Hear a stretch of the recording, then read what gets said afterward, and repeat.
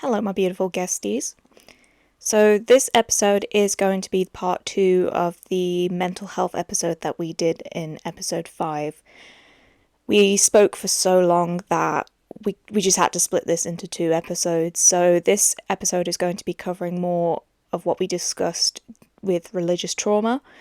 If any of the following affects you or you find yourself uncomfortable whilst listening, please shut off, look after yourselves and, come back when we're doing an episode that's a little bit more fun. But yeah, let's get back into it. So, this is part two of our mental health discussion.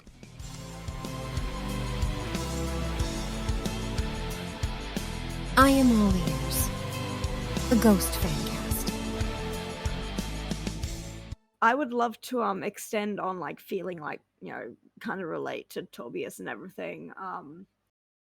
Something that I haven't really spoken about with a lot of thing, and I'm gonna put a trigger warning on this for not only religious trauma but self-harm and stuff like that. So a few people know that I was born in New Zealand. My mother has 3 older sisters. My dad has 2 older brothers and a younger sister. And he had 2 children with his ex-wife before he met my mother. Because my dad was the middle child and my mum was the youngest. By the time that I was born, a lot of my cousins and older siblings, they were quite older than me. Like my brother was born, I'm pretty sure, like late 70s. Like he's in his 40s now, and I'm 30. Oh, wow. So,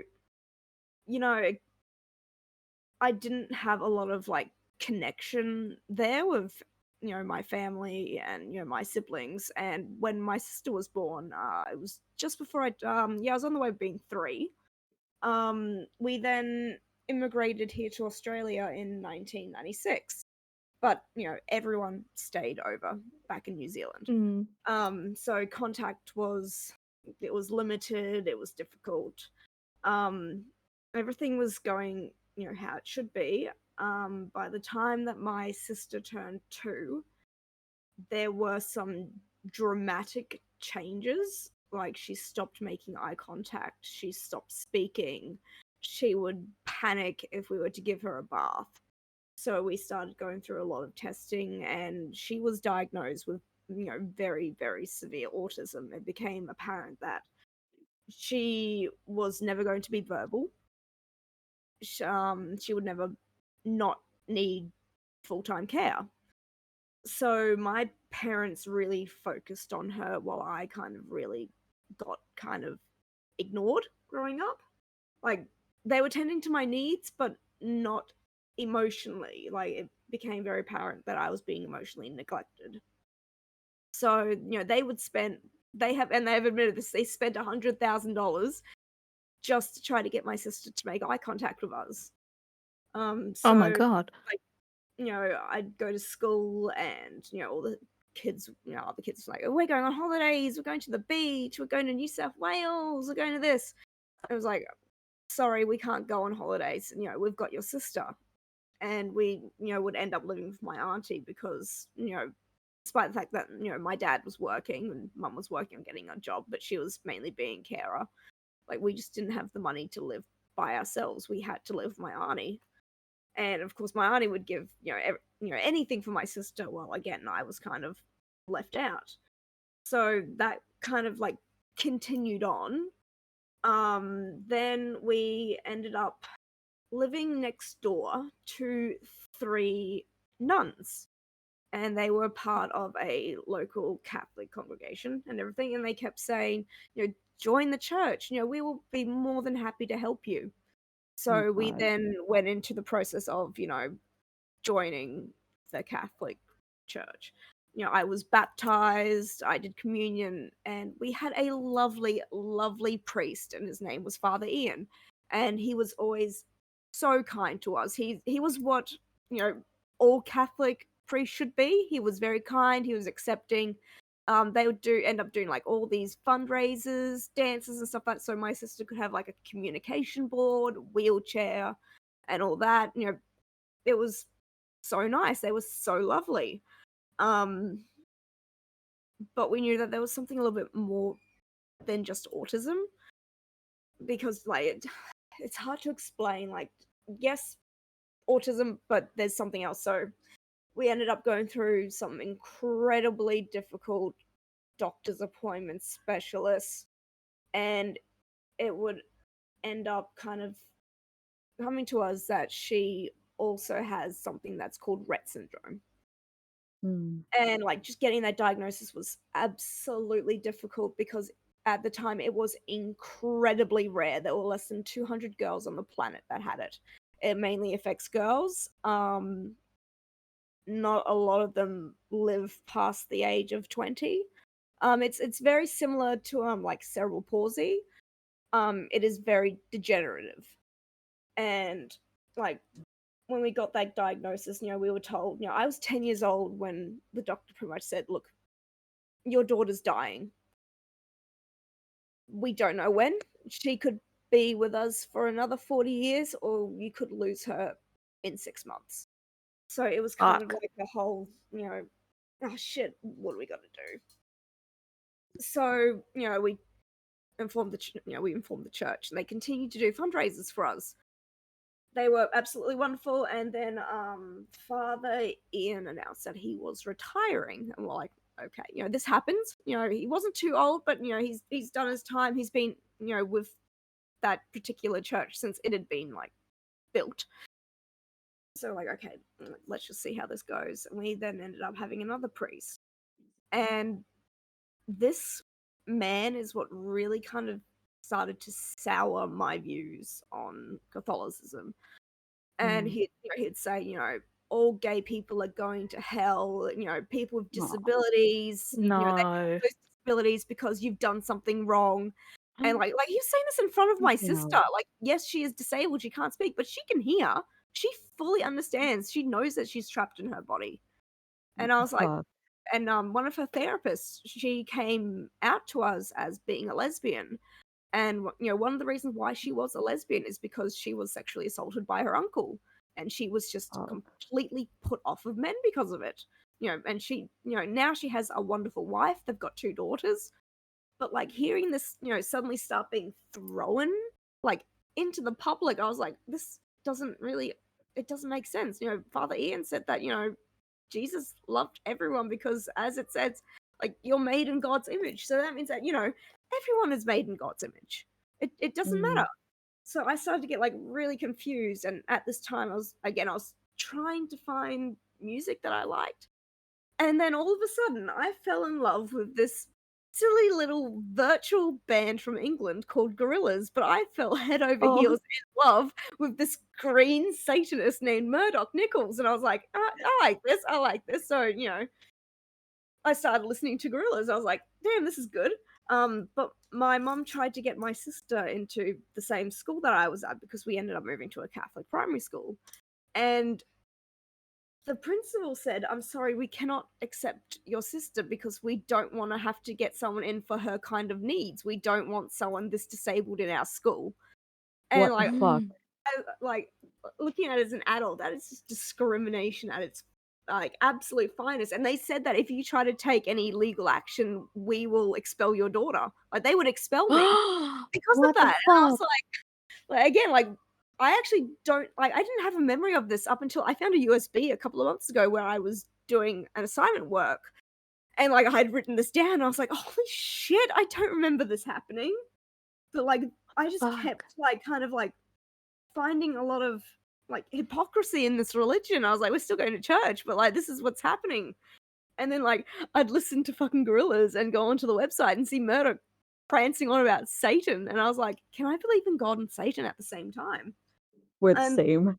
and then I ended up being put into an all-girls Catholic high school, a very prestigious one here in Queensland, because despite all of this, my mother still wanted me to be a well-educated, respectful young Catholic woman, which, if you know anything about me, that did not go so well. But I like again, like I'd end up going to school, and I was in love with Gorillaz, and someone who went to the primary school I went to, but was a couple of years older than me. We were on the bus one day because she was helping me get to and from school. She ended up giving, like, I had a Walkman. This was 2006, and she's like, "Oh, I want you to pick one of my CDs to listen to." And I was going through, and I found this CD. I was like, "What's this one?" She's like, "Oh, that's Slipknot's Iowa." So I was like, "Okay, I've never heard this band. Let's listen." First song I ever listened to was "People Equals Shit," and that was my gateway. That was my fucking gateway into, oh my god, listen to these people. They're so loud, they're so angry, but I'm angry too, but I can't express my anger because To keep I that feel like open door. I feel like I'm being ignored by everyone in my family because my sister's disabilities were more important than, in the end, as an adult, my disabilities. Because since I was focused on hers, I never got the help that I needed, and I started to get really angry. I wasn't doing so well in school, and I think it was last year I actually found my old high school reports, and reading it, you could tell that I had ADHD. I was dyslexic. I was autistic. You could tell from that.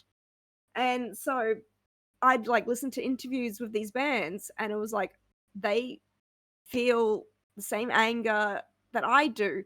They are depressed like I am, but they're getting it out in the form of this music. So of course I started to listen to some very angry music, and my parents were not impressed. I started dressing in like the goth fashion, but I was just really, really, really emo. Like looking back at it, I'm a better goth than I was like 10 years ago. But like I never had an outlet for that anger, so of course, I started self-harming because that was my only way to get it out.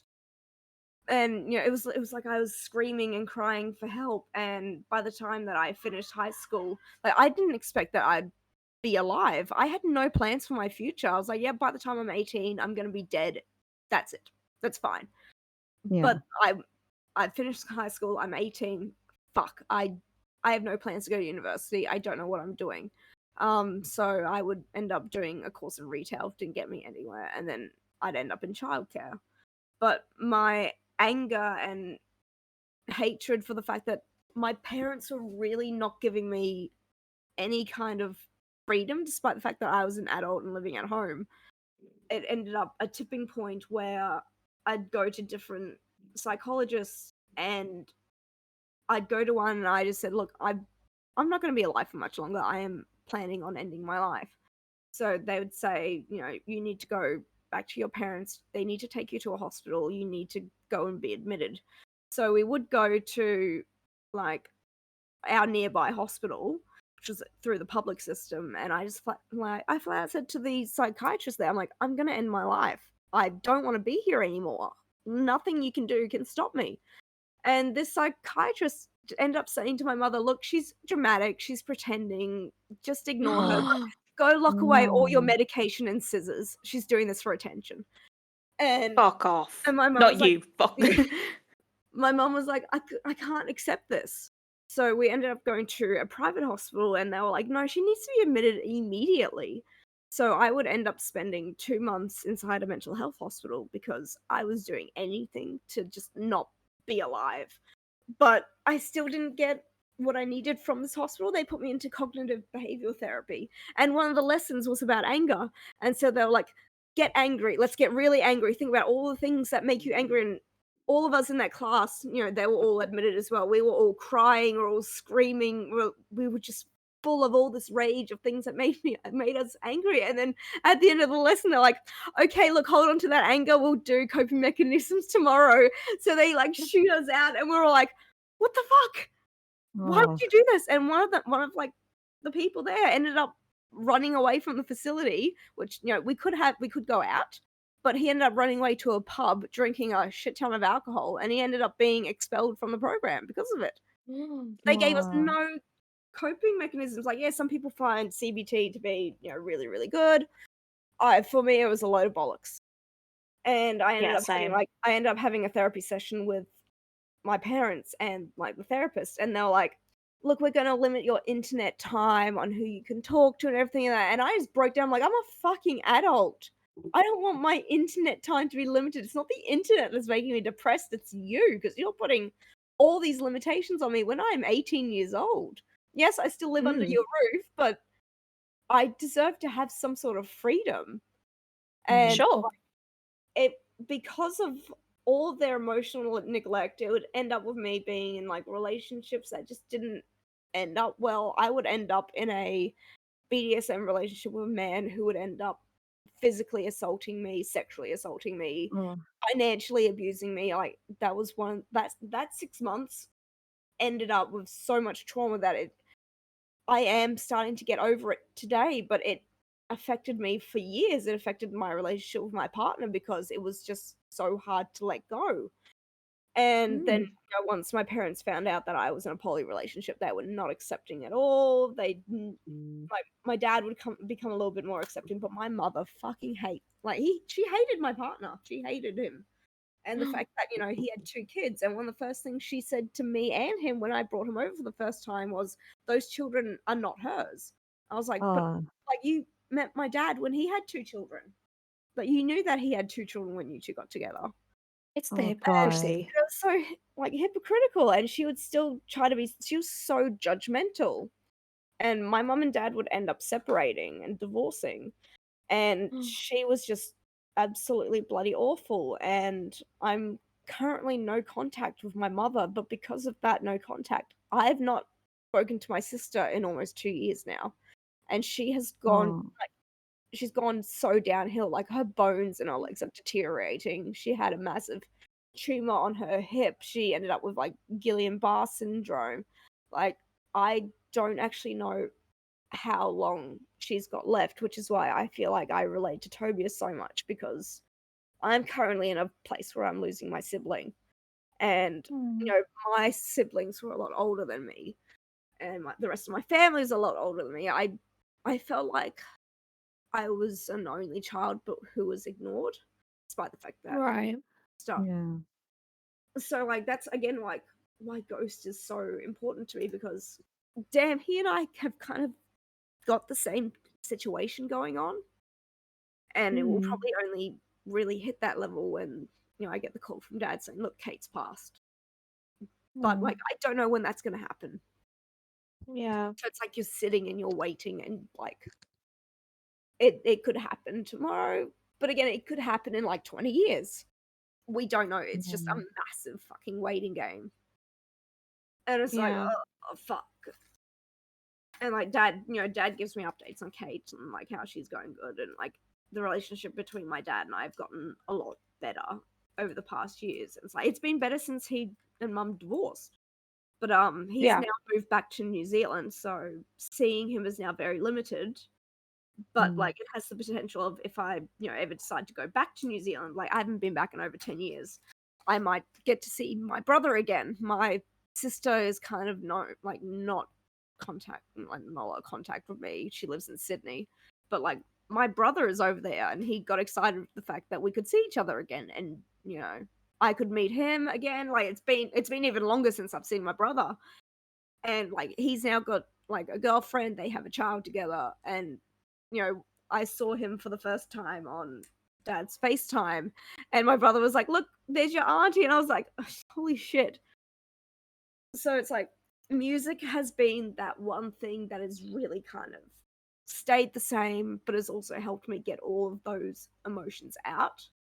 Yeah. Yeah. And I did end up finding this little thing when I was doing my research. It said, you know, have you ever found yourself exposed to the notion that metal fans are some of the nicest and most positive people around? Fans who were made ang- Absolutely. Fans who were made angry and then listened to heavy metal music did not increase their anger but increased their positive emotions. Suggests that listening to extreme music represents a healthy and functional way of processing anger. Like that's literally me. And Yeah. some do Yeah. have lower levels of self-esteem, like I fucking hate myself. However, and a need for uniqueness. One might conclude that this and other negative behaviors are the result of listening to heavy metal, but the same research suggests that it may be listening to music is cathartic, which it is. Oh I God. For sure. I always have Me. music going on in the shower because like that's how I relax. And Oh, me and Beth. that's why like I don't know where I'd be if I hadn't found my niche. Yeah. Sorry, Oh. now I have the sound clip of of Murdoch saying the boss in my head.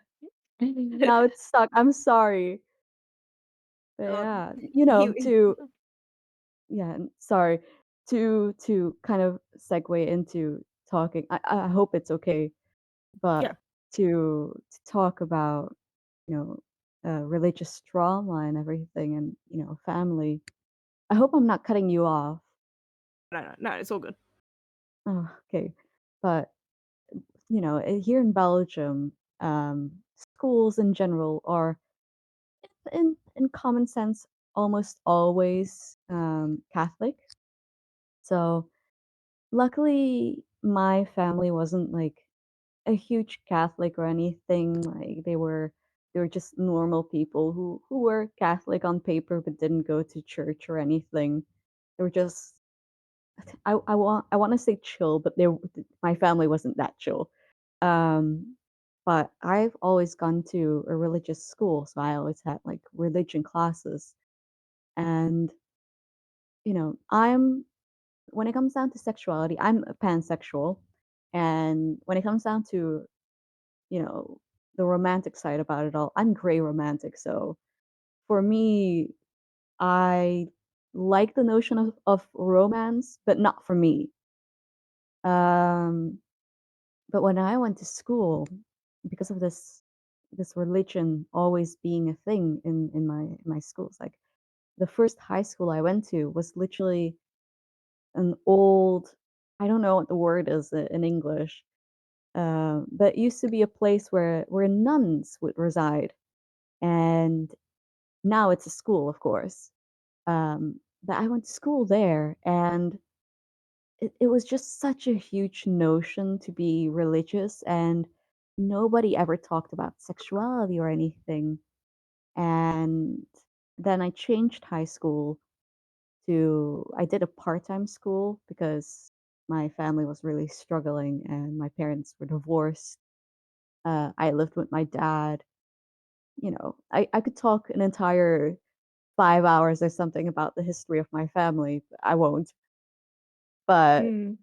it there was a lot of trouble with my family as well. And eventually, my dad got into a relationship with my now future stepmom. She has the ring, but they're not married yet. Um, but in a weird way, my stepmom caused me to go back to school. That's why I was the eldest in class. And that school was, for the huge part of that school, it was just a building, and it was connected to yet another place that nuns actually resided. Like there were actual nuns that resided in that place. So, we saw Jesus and we saw religion every single day. So it was kind of weird to start thinking about maybe I'm not a Catholic or maybe I'm not a Christian or anything. It was a whole thing. Um, but sexuality was more accepted, like the LGBTQ plus, or the entire name of it. I'm not gonna say, but like the entire notion of sexuality was more accepted in that school, which was great. So I started Mm. exploring that. But in Belgium, there was a time where almost every single day we'd get a news report of a pastor being a pedophile, and it was Yeah. it was a constant. Every single day there was like, this pastor in this little town has been found out to be a pastor. He has been a pedophile. Yeah, he is a pastor. But it was like, yeah, he's a pedophile, and he sexually assaulted this many boys and this many girls, and like it was always boys, but there was like the rare moment of a girl. But it was just a constant. And to deter from that, there was also, I don't know if you know this entire story, but there was the story of this guy. I am currently blanking out on his name. I'm gonna quickly look it up. But there was a guy. in my country that would kidnap little girls together with his wife, and he, he's now in jail. Disgusting man. But his wife ended up, getting safety. Ah, Marc Dutroux. That's the guy. You might know the Oh, I've not name heard of them. Dutroux. Huh? Ah, I never Yeah. heard of him.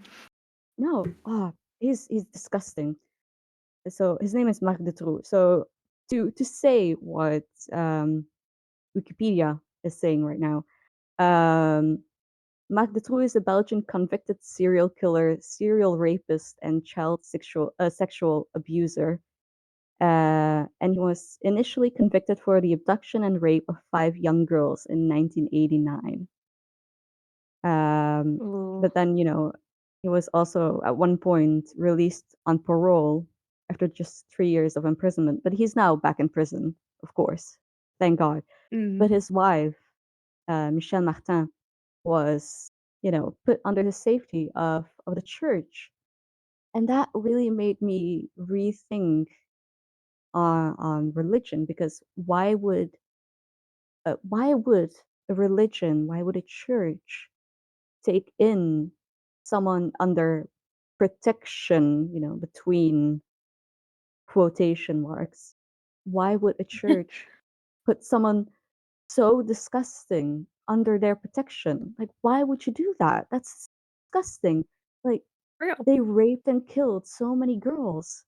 It was bad. There was a time where my dad is a truck driver, and I would sometimes join him, and there was a time where, moving over the country, police would stop us and check my ID card to make sure that I am actually his daughter. I'm not just some girl he kidnapped or anything. It it's it was so bad, and it really made me rethink on religion and everything. And I won't say that, I have it's weird because I'm still like finding myself out and finding out what kind of traumas I have. I want to say I don't have a religious trauma because of all of that, because nothing happened to me, but I've grown up and learned so much about this.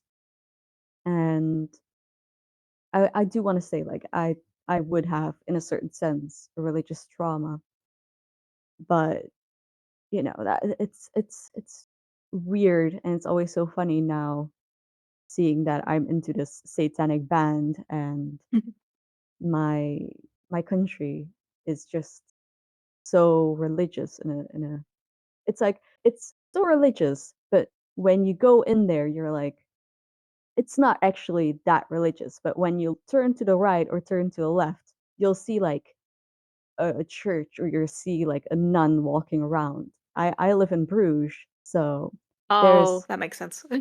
yeah, there's like 3 or 4 churches in the next 5 minutes of walking. There's an entire place where nuns reside, 3 or 4 of them too. It's constantly there's like churches, nuns, and all of that around me. But yeah, it's weird.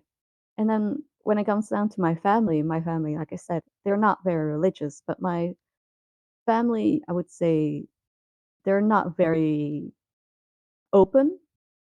I would say, like, Right. they're like the weird people who say like, I'm not racist, but You're that Oh. you're it's racist. Just say you're yeah, racist.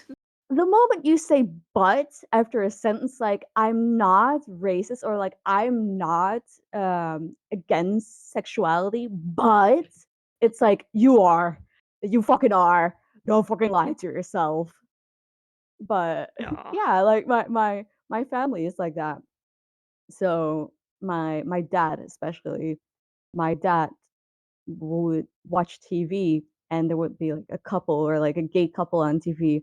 And I'm gonna try and properly translate this, but there was like um how do you is it a slang, or is it like a slur? It's a slur. Um my dad would say like a slur about gay people that would translate into them being a chocolate person. And Oh, to okay. I think. yeah, I to not put too many pictures to that, you can understand how gay people make love. So you know where the chocolate part comes from. So Mhm. that's something my dad would say on TV. And, you know, me being pansexual, it's something that would always affect me because, like, I'm technically not out of the closet with my family, technically seen.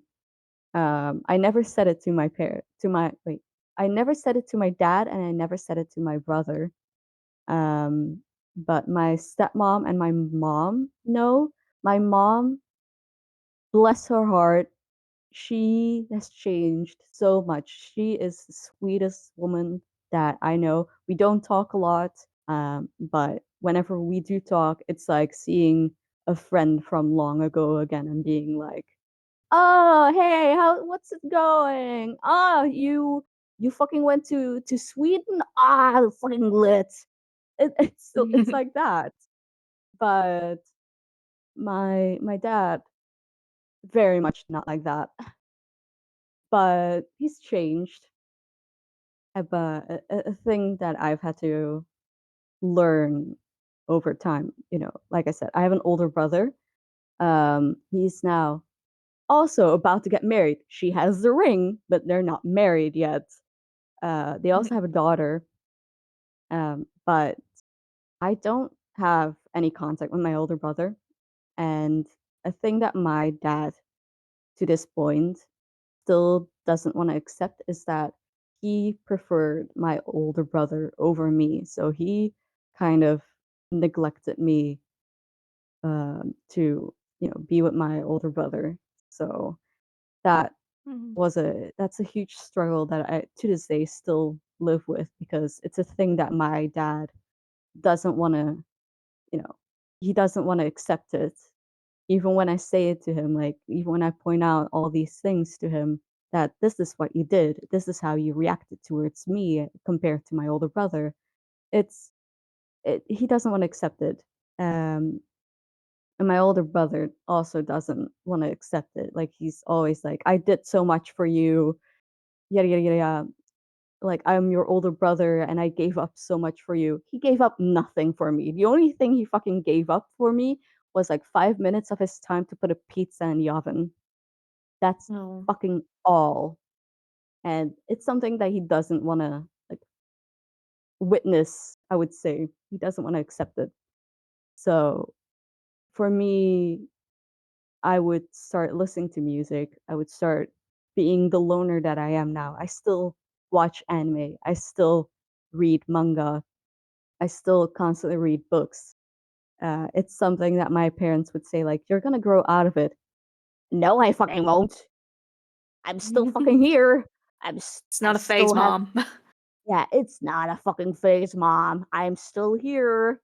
But like I started doing all of these things to you know to be not with my family, and now um I went to student dorm for a time when I was back in high school. That was part of the high school. Hated it. Fucking hated it. It was awful. I went to start living in a student dorm, like an actual student dorm, but I was the only one that was a high school student while the rest were like in college. And Mm. that was odd, but like it was the only thing I could do. I didn't want to be with my family anymore, and I lived here in Bruges while they lived like so far away. Um, but then at one point, COVID happened, and I had to move out of the student dorm. I wasn't studying anymore, so why would I still be there? And now I Mm. live all by myself in a small, well, it's not really small, but I live all by myself in an apartment.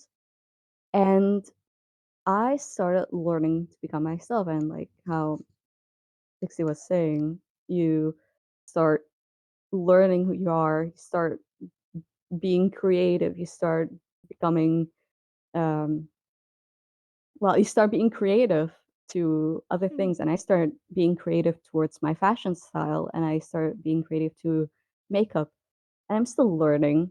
That's 100%. I'm still learning things, but I I've definitely changed a lot compared to style from back in the day. Like back in the day, for me, it was all day, every day, a black hoodie, some jeans, and some Converse.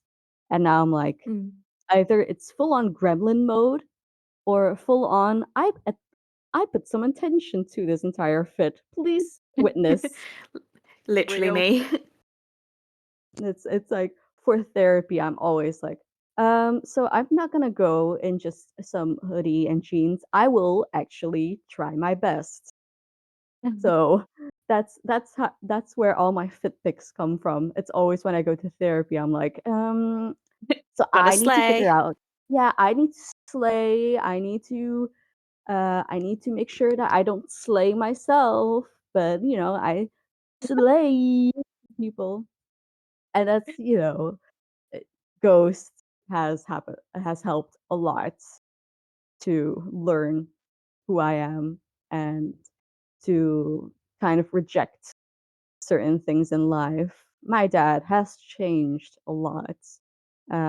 He's become a lot kinder, I'd say, and he's Mm. started to learn to accept who I am and the mental struggles that I'm going through. I've made my dad cry because of my my struggles and because of my depression, and Mm. I think he needed it. He needed to get a reality check Yeah. towards me, so that helped a lot. I won't say that my family, my family's best. Like I said, I'm basically no contact with them. We talk every once in a while, but all in all, I keep to myself, and I'm just living life and, Mm. going out, having fun. And Ghost has helped a lot, making sure that I'm still on this world, which is weird because, similar to Pixie, I never thought I'd go over the age of like 20. I never thought I'd be still here. And we're like Mm. 5 years later, I'm still here with no future plans. Uh, I've no idea what I want to do when I'm finally able to go to work again. I I don't know anything. That's why I'm in therapy. That's why I'm on 2 antidepressants. There's reason why next week I'm calling with a friend of mine to call for a psychiatrist. Um, that's why I'm currently trying to get myself diagnosed for, ADHD, for being on the autism spectrum. Like I'm Mm. trying to do all of these things now, all because of this fucking band. God fucking damn you. Damn it, Tobias. It's. I think what you said about the whole Catholic priest thing is quite interesting. It's especially like you say in Europe, it's such a prominent thing. I mean, I've literally got the lyrics to Kaiserian pulled up right now, and there's that bit where he says it's the consonants of bishops with their choir boys en suite, and I'm like, besties calling out the Catholic Church and their pedophilia. I had that with Darkness at the Heart of My Love. I completely felt that that song was about the Catholic Church abusing Oh. other people. Like, I had this entire thing that the song was about someone going to the Catholic Church to, to find help, but then they're being Oh. like helping you in a very bad way and then abusing you for who you are and you not knowing what else to do. I'd have to pull up the entire theory that I've written down, but that's maybe for another episode Yeah. when we're when we're maybe talking about song theories. Wink, Yes. wink. But That's really interesting. Now it literally is just you saying that has there's a car alarm going off. Sorry if you can hear that. Literally even just you saying that, suddenly it's all clicked and I'm like, that actually makes a lot of fucking sense. This is sound like really, really fucking inappropriate, but the reason why they made confessional booths was to stop the priests from interfering with the confessors because they were doing naughty things. So they made the booths to stop the priests. The fact they needed a no. physical fucking barrier. What What the the fuck? fuck? See, Now the I want a thing is, fucking one. oh my god. Oh Oh yeah. god. That is almost ironic that we're just like, what if? But What if? no, it's quite interesting because whenever people talk about religious trauma, it's so far from what I experienced that I just find it so fascinating because my dad was a punk, still is a punk, and he was listening to a lot of bands like Crass, which obviously was calling out that sort of thing constantly, especially in Europe, and I think especially in Ireland that was going on quite a lot. But you've got like the lyrics. Funny enough, Jim DeFrock mentioned this lyric, and I was so like, again, I was like, what the fuck? That's my childhood. My dad was constantly blasting lyrics like Jesus died for his own sins, not mine. And so what if Jesus died on the cross? So what about the fucker? I don't give a toss. And so for me, religion was it was always so called out from even a young age. So even though I went to a kind of, when I say Christian primary school, I mean very, very loosely Christian, to the point where we would sing hymns in assembly, and our religious studies would be focused around Christianity, but like nothing was ever pushed, and we were never made to be feared. Have like like as a God fearing people. Mm. So I always just find it so fascinating when people say, "Oh, I had this, and then I switched, and then now I've got this guilt and trauma," and I was just like, it's just so, especially in America. I speak to a lot of Americans, and so many of them experience this. Whereas I feel like in the UK, because especially with such a multicultural, diverse group of people, it's even though like back in medieval times we were a Catholic, then Protestant country, and then obviously that's kind of swayed. But now we're a little bit more, diverse, and there's people from all walks of life who we have a lot of, as far as I'm aware, a lot of laws to protect diversity and to include everyone's beliefs and all this stuff. So, like, there's no real agenda of like this country is this way. It's so interesting to hear from other perspectives of how in this day and age in 2023 religion is still, you know like look at America, for example. People are writing these laws to dictate women's bodies just because of what their religious belief is, and it's just Disgusting. so It's like disgusting. it's insane in this day and age. I mean, like I said, I could go around, could quote Tobias on the whole circular motions of things and how we think we're better now than we were in the medieval times, but obviously we're not. But Yeah. yeah, it's just insane that like especially like in countries like America that are supposed to be, so the greatest country on So earth and so progressive and so blah blah blah, free. So but free. it, in a way, it still acts like a lot of the countries where there's people who don't have rights because they're like heavily religious, and I don't know what I'm saying. Like, I don't want to get too into it without obviously, slating certain religions or certain countries, but like, it just baffles my fucking mind. Yeah, and for me too. Like I love America, but fuck America. Like how can they dictate certain things? Like how can they dictate the rights on a human body, like especially the rights on on a woman's body for abortion Mm. when like comparing it to religion? Like this has nothing to do with religion. This has everything to do with science. This isn't Human religion. anatomy. Yeah, it's this is a woman who, like, there are children out there who are pregnant because they got assaulted by a family member, and they have to actually give birth to this child. It's disgusting. It's awful. Mm, And it's all because of religion, because God doesn't want this. Why would God make this happen then? Like, mm, why? It's there's so many bad things that happen to this world, and people are like, it's God's will. God made this happen. Like, God gives struggles to the best of people.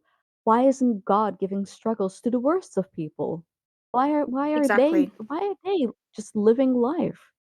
Like, why is it's gonna sound so bad, but like, why is this one person that has been bullying so many people having so many opportunities in life? Why is God giving them so many good things in life? And why is this woman who got raped, assaulted, who has to forcefully give birth to their child of this rapist, and they are the sweetest person in the world. They've never done anything wrong. Why did God make this happen to them? Like, why?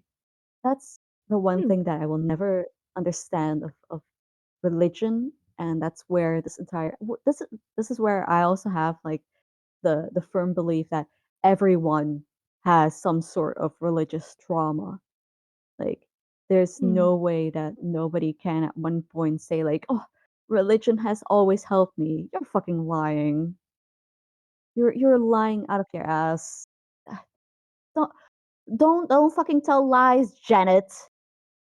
It's like what Tobias said about, you know, look at all the bad things that have happened in the world because in the name of religion or in the name of God, but look how many things have happened. Don't get me wrong, they still happen, but far, far less have happened in the name of Satan.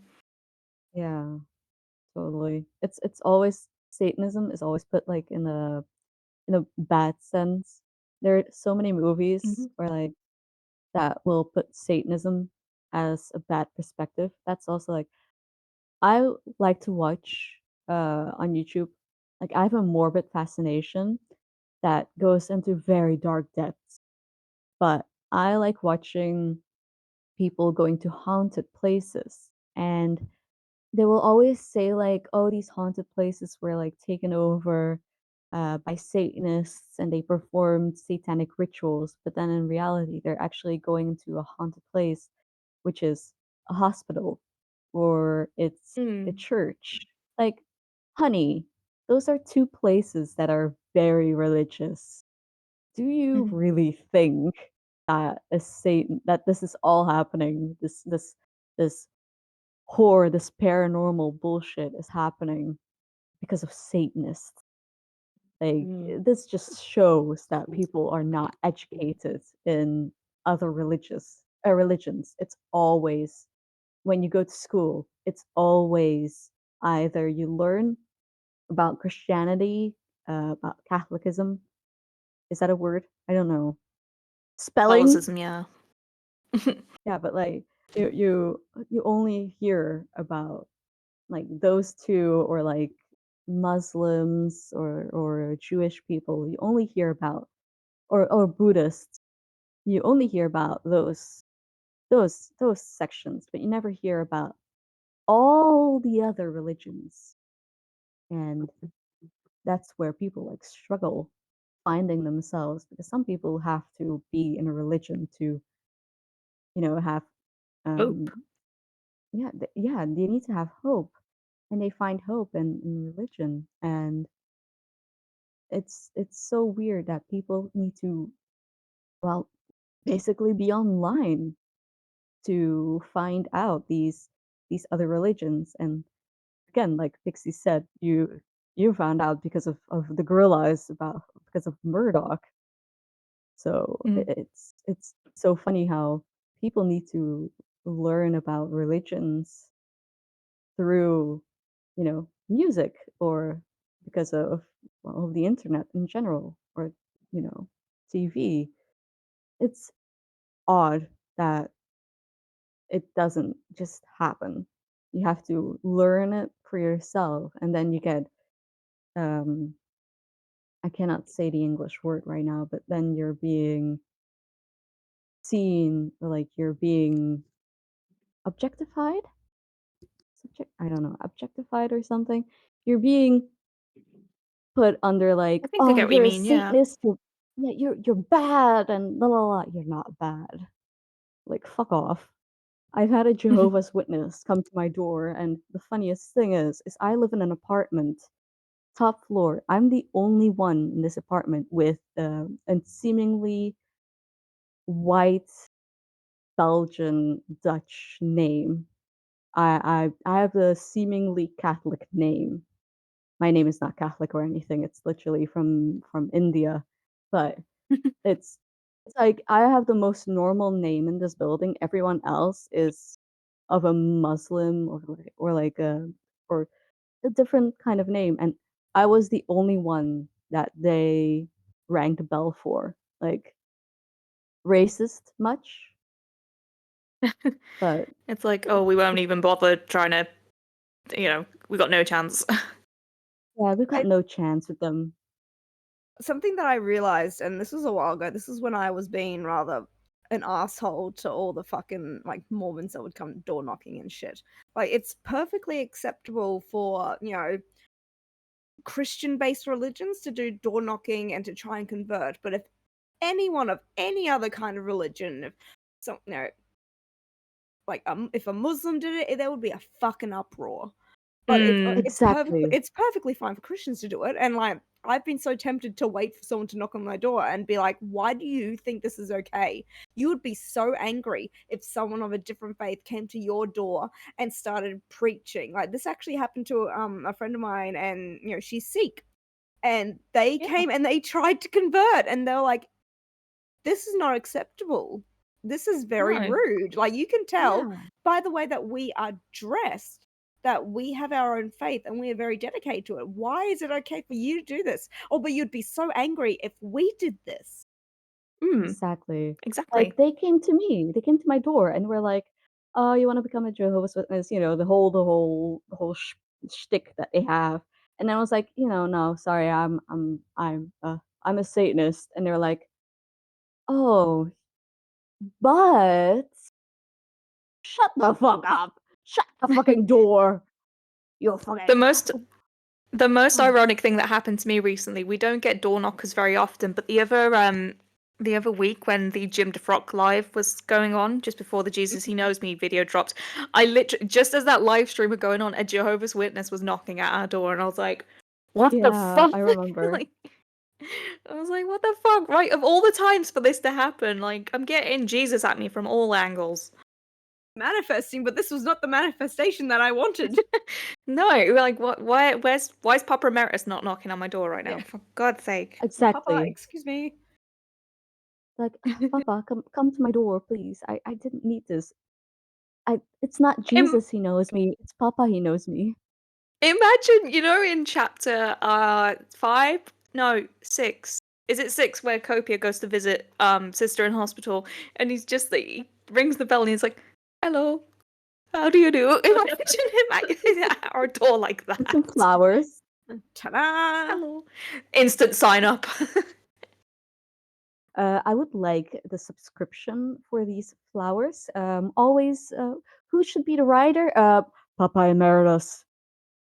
Oh yeah, I had a fucking dream that the meet and greet was set up like a confessional booth and like Papa was on the other Oh, side. And the Oh my first thing god. the first thing that came out of my mouth was, "Where's the glory hole, Papa?" I was just going to say. I love it. Oh. Okay, I think I'm Imagine. gonna wrap this up a little bit because we've been going for 2 hours, which is great. I'm gonna split these into two, I think. So Ooh. yeah, just to conclude, anyone got any final words of wisdom? Pixie, Find you what got the floor find for now.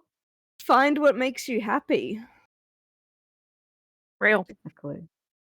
Shanti? What do I have to say?